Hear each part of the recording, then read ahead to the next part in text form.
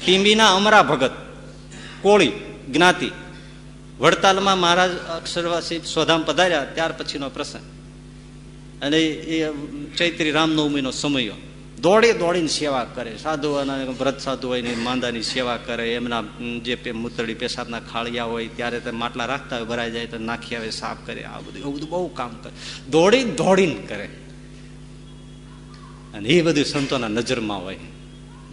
એ ઉત્સવ પૂરો થયો ને પછી એ રઘુવીરજી મહારાજ આચાર્ય બેઠા હોય, બાજુમાં ગુરુ ગોપાળાનંદ સ્વામી બેઠા હોય. દ્રશ્ય સંભાળીએ તો કંઈક થાય. જાણે એક પછી એક બીજા ભગવાનના અવતારો બેઠા હોય લાઈનમાં.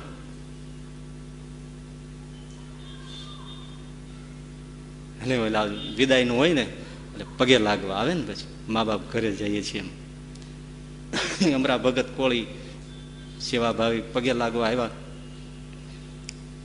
એટલે રઘુવીરજી મહારાજને પગે લાગ્યા. ગોપાળાનંદ સ્વામી કે મહારાજ આને માથે હાથ મૂકો, બહુ સેવા કરી છે.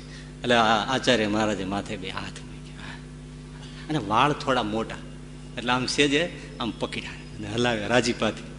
અરે ભગત બહુ રાજી હો, તમે બહુ સેવા કરી.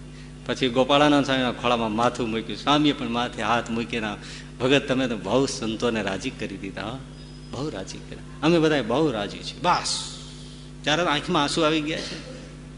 ઉત્સવ પૂરો થયો પણ એ ત્યાંથી ઉઠ્યા, હાલતા થયા ને મનમાં થઈ ગયું કે આ હા હા, પોતાના વાળને પગે લાગે, આંખી અડાડે.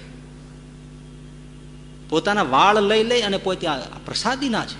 ગોપાળાનંદ સ્વામી અડ્યા, રઘુવીરજી મહારાજ અડ્યા. આ વામ આમ આખી જિંદગી એના વાળને પગે લાગતા માણસ. આ વાળ કઈ બીજાના છે?